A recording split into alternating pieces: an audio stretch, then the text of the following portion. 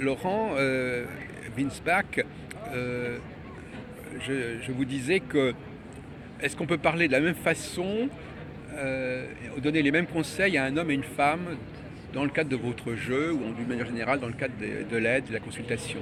Alors le jeu en lui-même, il est mixte. Ah, Donc il est pour les hommes comme oui, pour les femmes. donc il ne diffère pas. Il n'y a pas de différence.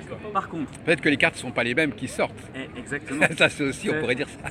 C'est-à-dire que déjà, je suis intimement convaincu que un homme va tirer des cartes Eh ben qui voilà. vont lui parler, Bah oui, et voilà. une femme va tirer des cartes qui Eh vont ben lui oui, parler. eh ben oui, forcément, oui. Donc la synchronicité qui est bien faite Bah oui. va faire que l'homme et la femme vont Bah pas oui. tirer les mêmes Ah oui, c'est cartes. imparable, oui, Donc effectivement. le jeu, lui, il Oui. mélange de yin et de yang, Oui. il est basé sur le yiking, Oui. il y a un équilibre féminin-masculin Oui, qui vous est avez raison. optimal.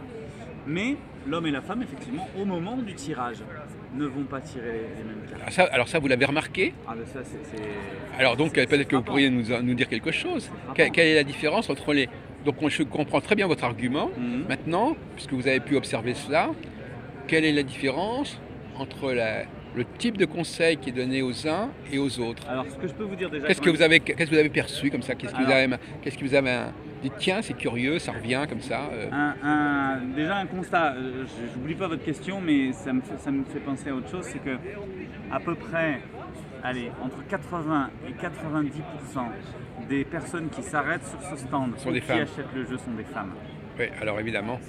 Donc Alors là, ça ne surprend personne d'ailleurs. donc ça, voilà, oui. elles ont cette ouverture, elles ont cette disponibilité à se connecter à quelque chose Ou de... ce besoin. Ou Oui. ce besoin aussi.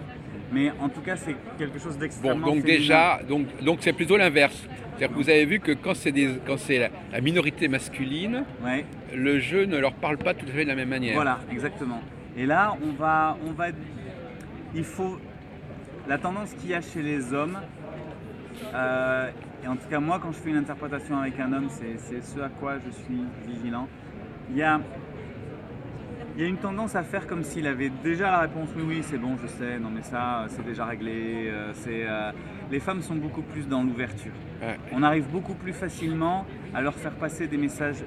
Enfin, j'arrive beaucoup plus facilement à faire passer des messages directs que chez un homme, il y a tout un tas d'obstacles, il y a tout un tas d'embûches. Peut-être parce que je suis moi-même un homme d'ailleurs, et qu'ils mettent des protections, j'en sais rien. Non, mais c'est vrai que les femmes sont parfois plus réceptives aux hommes et les hommes aux femmes et épreuves des Voilà. transferts aussi. En tout cas, un homme est en règle générale plus dur d'oreille. D'accord. Et réussir à le mettre en situation de remise en question, c'est un plus gros challenge pour moi. Oui, Une femme va être plus à l'écoute, plus ouverte par rapport à ça, en règle générale. oui. Il y a des exceptions. Il y a des femmes qui sont très obtus et il y a des hommes qui sont très ouverts. Mais en règle générale, Donc dans ça, ce que j'ai observé, c'est ça que vous vouliez dire ouais, sur ce point. il y a une différence vraiment à ce niveau-là. Oui. Et d'ailleurs, moi, ça ne m'étonne pas que peu d'hommes consultent parce, Oui, que bah, oui. parce que justement, je pense qu'il y a peu d'hommes qui sont capables de cette remise en question. Et même ceux qui le sont, je le vois bien, il y a une résistance au moment où ils consultent. Oui. Alors que les femmes sont plus à l'écoute, plus dans l'ouverture.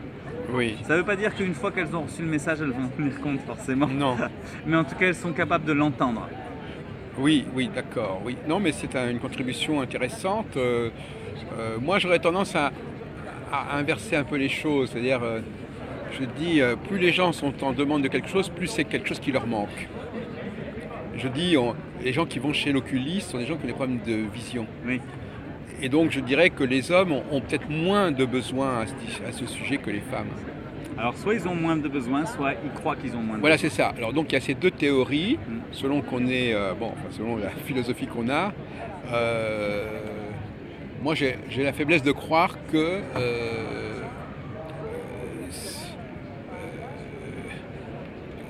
l'idée de tirage, par exemple, je ne parle pas des praticiens, Oui, je oui. parle du côté des clients, parce que Oui, les oui. praticiens sont un autre problème encore. Un praticien comme vous peut très bien avoir élaboré un jeu et puis avoir envie de le mettre en pratique et de le commercialiser. Bon, ça ne veut pas dire forcément que vous l'utilisiez. Oui, oui. Moi, je le dis souvent, Mais je contre-camp. l'utilise. Oui, mais parfois, on peut très bien élaborer des trucs qu'on n'utilise pas soi-même. Oui, oui, oui. De même, par exemple, quelqu'un qui invente un médicament pour une certaine maladie, il n'est pas Il est obligé obligé d'avoir cette maladie. ou quelqu'un qui vend des soutiens-gorge n'est pas obligé d'être une femme. Mm. Donc, entre la personne qui propose le produit et elle-même, il ne faut pas forcément, c'est ce qu'on appelle le contre-transfert, il ne Hmm. faut pas forcément qu'elle se croie obligée de croire, de partager la même croyance que les gens qui vont la voir. Oui, oui. C'est pas une obligation, d'ailleurs ce serait un certain conseil, enfin je n'ai pas de conseil à vous donner, mais le conseil c'est effectivement de ne pas se mettre exactement dans la même position que le client. Hmm. C'est-à-dire de dire, bon, le client. Non, parce que moi, je connais bien ce milieu-là. Il y a des astrologues, par exemple, que je connais surtout le milieu astrologique, qui ne supporteraient pas l'idée qu'un astrologue dise moi, je ne crois pas en l'astrologie, mais j'en fais. Oui. Or, ça ne me paraît pas complètement absurde, D'accord. cette mise à distance, en disant, bon, Mhm. voilà, effectivement, je ne suis pas obligé, puisqu'en plus vous êtes un homme, je ne suis pas obligé nécessairement de partager les mêmes attentes Ah oui. que mes clients. Oui, oui, oui. Et donc, par conséquent, on a du mal à imaginer que vous puissiez tirer vous-même les cartes pour vous-même, vu que c'est vous qui avez élaboré le jeu, etc., vu que vous avez une pratique de ce jeu. La question que je vous poserai, c'est quand même, est-ce que vous avez un rapport différent au tirage que les gens qui viennent vous voir?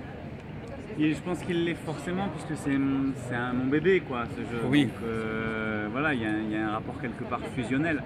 Après, Ou alors ce jeu vous échappe et il est là, il existe, et puis vous le- il vous concerne autant que n'importe qui. après, ce que je conseille beaucoup, c'est un jeu qu'on s'approprie. Oui, C'est un jeu qu'on fait sien. oui, C'est-à-dire que la fréquence à laquelle on le consulte, la façon, Mm. le moment dans la journée, Mm. le type de questions qu'on a envie de lui poser, c'est à chacun. Il y a- Dans l'absolu, moi je propose un mode de consultation que j'ai éprouvé et qui fonctionne. Mais tout un chacun est libre de faire une adaptation. Moi, j'ai mes formateurs sur les plantes sauvages et médicinales, dès qu'ils ont eu le jeu entre les mains, ils se tiraient une carte par jour. oui. Ils prenaient Alors le jeu, on peut travailler avec une seule carte en fait. Eux, C'est pas obligé de tirer les 4 cartes ou les 3. eux, ils ont estimé que ça Oui. leur convenait, que ça les satisfaisait. Moi, c'est pas ce que je préconise. Et moi, vous, ce que vous- moi, je préconise les 4 cartes. Et alors, vous disiez, il faut pas reposer la même question, c'est ça? Ben, si vous posez la même question et que vous n'avez pas tenu compte de la réponse à la première fois où vous avez posé la question, Parce que les gens n'ont pas forcément 10 000 questions à poser. Ouais. Donc sur un mois, il serait étonnant qu'ils ne reposent pas un peu la même question. Et puis parce qu'il y aurait peut-être eu des développements. ah ben, donc s'il y a un développement, c'est déjà plus la même question. Ah oui, C'est-à-dire qu'on a franchi la marche et on est à la marche d'après. ah oui, d'accord. Donc à ce moment-là, on peut reposer. Ok, j'ai compris ce que tu voulais me dire. Ok, maintenant j'en suis là. Et maintenant. Donc en fin de je compte, peux on est reposer une quand question. même dans des situations à très court terme quelque part. On peut. Non mais toute situation, comme vous dites vous-même, bon là, imaginons même que vous vous mariez, et après, Ah oui. qu'est-ce que ça va donner? On n'en Ah sait rien. encore heureux. Il y a un objectif qui va peut-être être atteint, Ah oui, mais oui. après, C'est pour ça, on en vient à ce que je disais au début, que j'aime pas le terme divinatoire, parce que certaines personnes dans divinatoire, ils voient une espèce de truc qui est inscrit et qui est immuable et qui va jamais changer. oui, encore qu'à mon avis, ils savent très bien que de toute façon, on ne fait jamais une prévision définitive. Voilà. Dans aucun domaine, d'autant plus que les choses sont cycliques, on ne peut jamais dire que voilà, là, c'est comme ça et ça va rester comme ça indéfiniment. Le Yiking, c'est le livre des changements. Et oui, c'est Le son livre nom, des des transformations. mutations. Voilà, donc tout est mouvement perpétuel. Donc en fait, les Chinois, ce qui compte, c'est qu'on accompagne ce mouvement. Le Tao, ce fameux mouvement de la vie, dans quel sens est-ce qu'il va? Il vaut mieux que je sois à contre-courant, il vaut mieux que je sois dans le courant plutôt qu'à contre-courant, Oui. sinon je vais m'épuiser. Oui. Donc le Tao, qu'est-ce qu'il me conseille? Mais ce qu'il me conseille, c'est que s'il me dit là, il faut descendre, il ne me dit pas dans 3 jours, il faudra continuer à descendre. Voilà. Il me C'est-à-dire dit qu'il vous dit, juste, dans là, le, il faut dans le moment descendre. actuel, voilà la meilleure position à avoir. Exactement. Il vous répond dans l'instant présent au travail à accomplir par rapport à la problématique que vous lui soumettez. C'est ça, dans le moment. Dans le moment. Et c'est ça qui va vous permettre d'être dans le Tao, dans le flux de la vie. Dans le moment qui nous fait parler aussi du passé et du futur quelque part, de toute façon. Ah oui, mais qui vous fait avancer, qui vous fait grandir. Qui vous fait avancer sur votre chemin de vie de manière intéressante. Merci beaucoup.